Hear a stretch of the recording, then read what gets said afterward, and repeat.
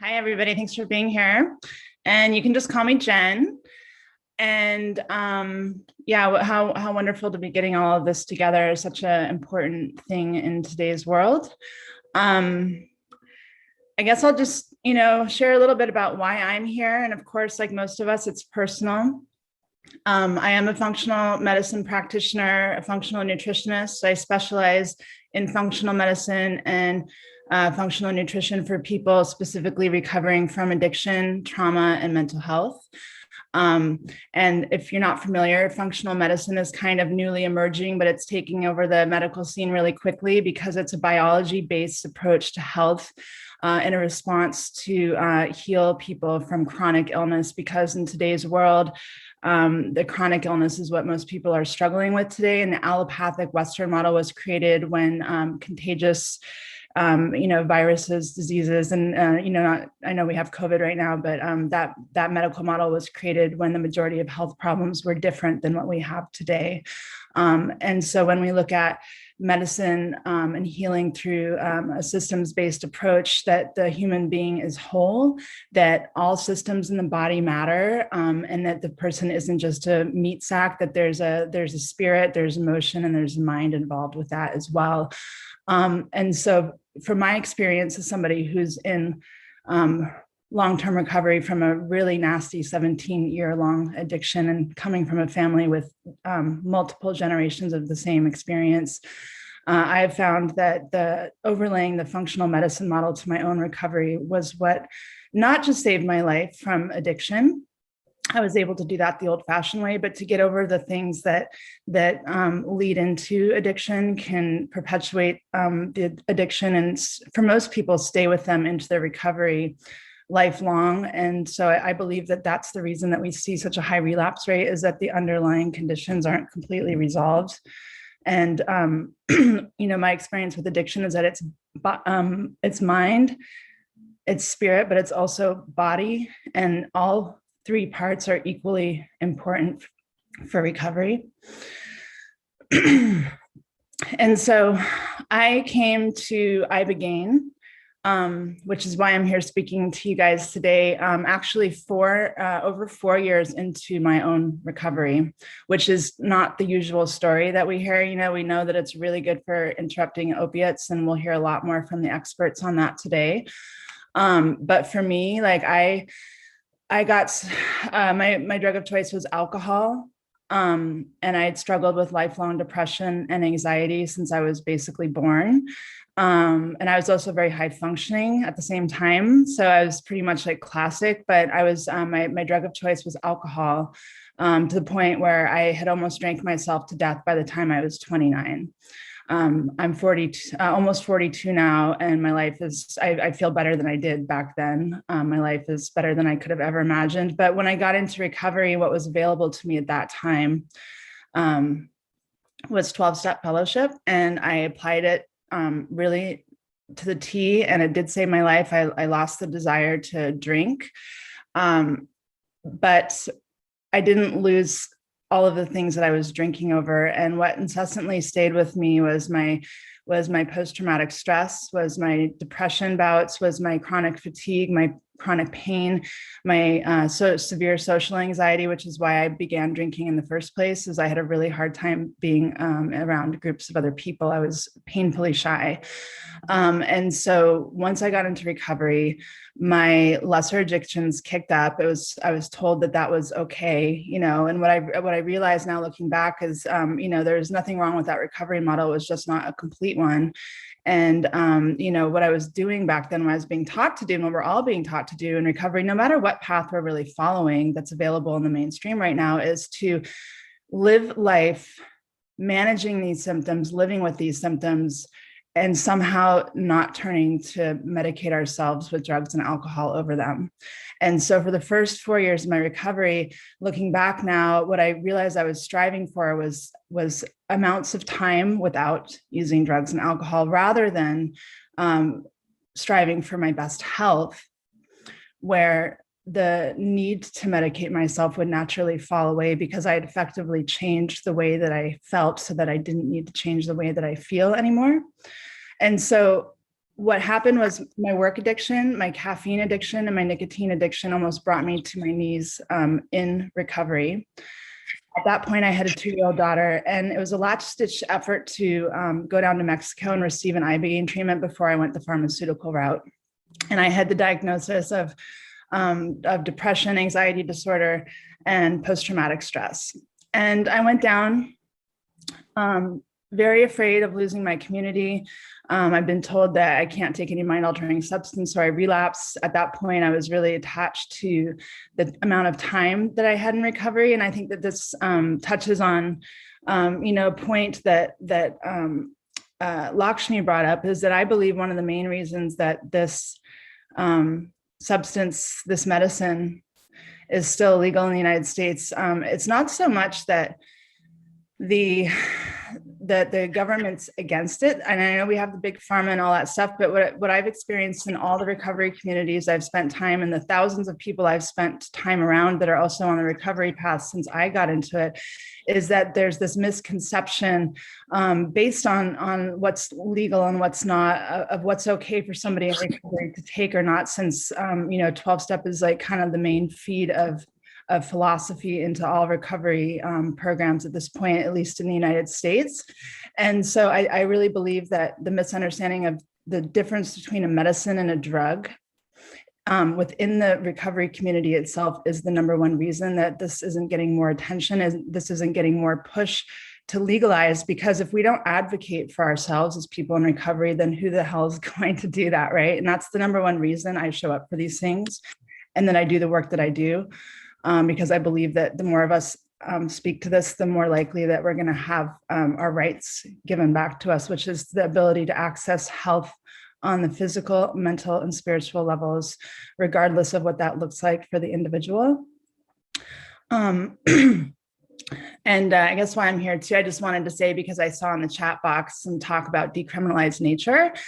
And I do want to let you guys know that it works. I was a founding member of Decriminalized Nature in Arcata, California, where I live. And after 2 almost effortless months, we passed here unanimously. We started out with unanimous no. And after speaking with the city council members, we got a unanimous yes. And I was brought on board to the team to share my experience with how Ibogaine changed my life and saved my life as a person in recovery from addiction and trauma. And Dr. Larry Norris, who founded Decriminalized Nature, is just a gem of a human being. He is truly here to serve the community on this mission. And, what we were told at the beginning was that it's been the experience of other communities that when the government officials are saying no, it's only because they don't understand what this is. And they're stuck in the old paradigm and the old ideas and the 60s counterculture. I grew up in Eugene, Oregon, and was around the Grateful Dead and the Merry Pranksters since a very young age. And that was my first, exposure and introduction to the psychedelic world. And let me tell you, there's a huge difference between that and the sacred, the medicinal use of these medicines. And so what our experience here in Arcata is that as soon as we were able to educate, and personal stories I found are the most powerful ones. Studies are nice, but when they are face-to-face with people who have actually benefited from them, the results are amazing. So everybody was so enthusiastic to pass this in Arcata, and we can do this one community at a time. So I'm a huge fan that the people, grassroots level, can change this from the ground up. We just have to show up. But that being said, getting back to going down to Ibogaine, I'd improved my everything I knew how to do. My diet, I've gone to India for 4 times because yoga had helped me so much. I'd done all of it, and all of it had helped me, but nothing had gotten under the hood. And there was a voice inside me saying that a lot of this is in your body. So fast forward, I go through my Ibogaine flood 4 years into my recovery, and I came out of it and I realized that for the very first time, I felt good in my own skin. And this is 4 years after I had my last drink or drug. And I realized that not just me, but everybody recovering had been really selling themselves short, because most of us had been born this way. And I believe most of us, it's because we're born with trauma response into a family with unhealed generational trauma, which is out of the scope of everybody's scope of practice in the Western world right now, right? And that can show up in an inability to connect with other human beings, depression, anxiety, cravings for substances, escape, all of these things. And so I realized for myself and for my entire recovery community that we've been comparing how we're feeling now to how we felt at the very worst point in our life, which was the bottom of our addiction. And for those of us who have been through it, there's nothing, that's what hell is. Is to be in the depths of an addiction. And so when we're in recovery, we're like looking back on that point and saying, well, at least I don't feel that bad anymore. But then we don't really get to live our lives. And we're just managing in this. And I know people that have been going through recovery like this for 30 and 40 years. And the spiritual healing, the gratitude, all of this can help, but it doesn't get us over to the other side. So there's always the struggle present, right? And so the first thing I said with Ibogaine to my provider, who I love dearly, his name is Christopher Lawrence. We're really good friends now. I was like, oh my gosh, this is the medicine that they tell us doesn't exist. And he says, welcome back, and to have enough serotonin and to have enough dopamine was unbelievable. And what I realized though, because I'd already been biohacking my recovery so much at that point, because I wanted to get to feeling great, was that I also noticed how much that the Ibogaine works on the physical body. And it's not just to get the drugs out. I didn't have drugs and alcohol in my body at that time, but it cleaned my gut out. Long-term substance abuse, long-term chronic stress, poor diet, poor lifestyle, and genetics, being born to a mother that doesn't have a healthy microbiome, all of these things can destroy the gut health. And it turns out that 90 to 95% of our serotonin is produced in our gut.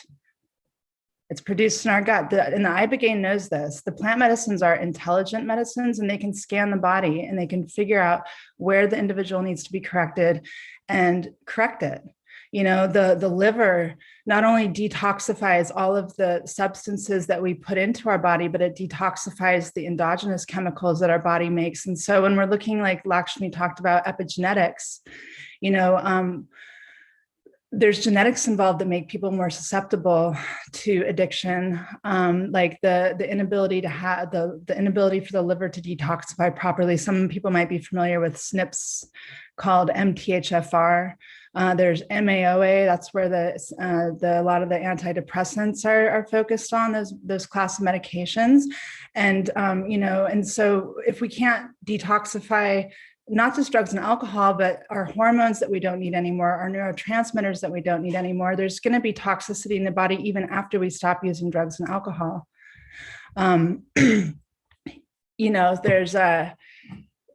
There's so many things that go into it. And then not to mention that the drugs and alcohol don't make the person sick alone. It's the lifestyle that comes with it. And it's always going to be present with somebody that's been in an addiction, like myself. Like the diet is going to be poor. The sleep is going to be poor. The physical movement is going to be poor. The getting outside and getting enough sunshine is going to not be adequate. So these are the things that actually lead the person in addiction into very poor health. And, the neurotransmitters that we're looking at that the Ibogaine corrects so miraculously. And I'm only saying that because I experienced it myself. And I don't use that word lightly. And I've tried everything. But the neurotransmitters that are corrected, they actually need nutrients from food for the body to manufacture. So here's the thing where I apply, and I love to bring functional medicine and nutrition as a very powerful integration tool after people go through their flood, is because we get reset. But in order to stay reset, we have to go home and not only change the people, places, and things that all pathways to recovery talk about and get the toxic relationships. And we know all of this already. But the reason I feel that we're seeing such a high relapse rate across the board, and I've been in every recovery community and deeply applied myself to Refuge. I've been through SMART, 12-step, just to see if there was anything anyone was missing. And they're all effective for the right people. Some of them don't work for anyone, but what's missing from all recovery paths is the physical component. And so far in the United States, at least in allopathic medicine, as far as we've gotten, are medications that kind of work on some of these receptors, but they all, you know, they don't have anything to compare to the powerful perfection that Ibogaine can come in and correct. But if we don't improve the digestion, right? So the stomach digests the proteins that we eat, and the proteins provide the amino acids, specifically tryptophan, which builds into serotonin. Serotonin is highly linked with substance use disorder and the other parts of the syndrome that come along always with substance use disorder, which is anxiety, depression, irritability, anger, inability to focus, cravings for alcohol, drugs, carbohydrates, sugar, caffeine, nicotine, cannabis. And then there's another nutrient that comes from protein that must be digested by a healthy stomach, which is called tyrosine. And tyrosine creates dopamine. So if we go through this perfect reset and we go home and then the people stay on a carb-rich diet, are, you know, eating the foods that were actually designed to be addictive beginning in the 1980s by the tobacco industry in the United States, we're going to be firing off the same imbalances in the brain that the drugs and alcohol were. Subtler it may be, but it's enough to lead the person back to the state of suffering that can spiral down into eventually turning to drugs and alcohol again. Or in my case, I wasn't using drugs and alcohol, but I was miserable all the same. It was the work addiction that took me to my knees the second time.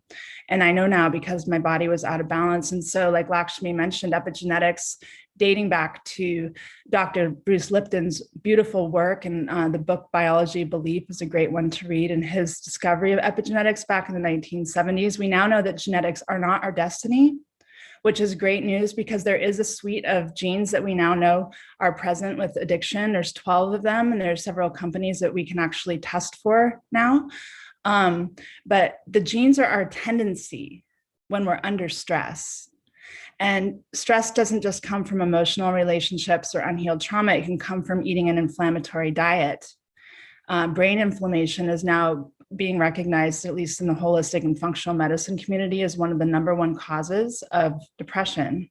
Depression is one of the #1 causes of relapse. So, you know, where I work with, and we can go down all these different wormholes, is getting the food online. We have to have a nutrient-rich diet, specifically meeting the needs of people recovering from addiction. We need to have an anti-inflammatory lifestyle, because it's the rise in addiction that we're seeing right now isn't because the genetic pool and the population has changed. It's because our society and our environment's changed. And it's not just the standard American diet, it's the standard American or Western lifestyle that's inflammatory. You know, unhealthy fats clog up the receptor sites in the brain, just like drugs and alcohol do. Sugar is a huge thing. I was taught to use sugar to quit drinking, but now we know through brain scans at Dr. Amen's clinic, who is a leading expert on brain imaging in the world, that the brain of a person addicted to sugar is almost identical to that of one that is addicted to cocaine. And the list goes on, you know. But if we get this reset from Ibogaine, we go home and we don't support healing the gut, and we don't give the body and the brain the nutrients it needs to continue to make its own and manufacture its own neurotransmitters, it's not so much, I believe, the nor-Ibogaine wears off and then we have to go back to the struggle again. It's that window of opportunity wasn't used to rebuild the body, to restore itself to health in the way that it needs to optimally function. Right. And that's been my experience. So I know, how am I doing on time here? How about some Q&A? I think. Yeah. So I'll close it up for right now, but I'm really passionate about bringing these two together. And for really briefly too, I just wanted to mention one more thing, is that you know, Lakshmi mentioned about, like, some people, it's contraindicated to come in for Ibogaine treatment. And I had a client recently, and this is just an example of the powerful intervention that we can use with nutrients. I had a guy who had been in a 23-day psychosis from abusing nitrous oxide and ketamine. And he was, you know, a friend of a friend's where I live. So we actually kind of did Zendo sitting with him because the police wouldn't take him. the local hospitals wouldn't keep him. No treatment center would take him because he wasn't stable. And of course, he wasn't a good candidate for Ibogaine. He was violent. He was outside, naked, getting arrested. It was one of the worst I've ever seen. And I researched enough to find out that nitrous causes rarely can make it so that B12 receptors do not receive the B12 vitamin in the body. And then also it suppresses the liver's methylation cycle, which is the ability to detox the chemicals that are in whippets. And so we gave him IV nutrients, high dose B12, high dose NAD that helps with the detoxification. And after 3 treatments, he was back with us. And 6, he was completely sane and normal and ready to go in for an Iboga psychospiritual. And that was just giving him the nutrients that he needed. So there's just one example that I've had personally where the power of nutrients can actually allow the person to then go on to have a successful treatment with Ibogaine or Iboga. So thank you.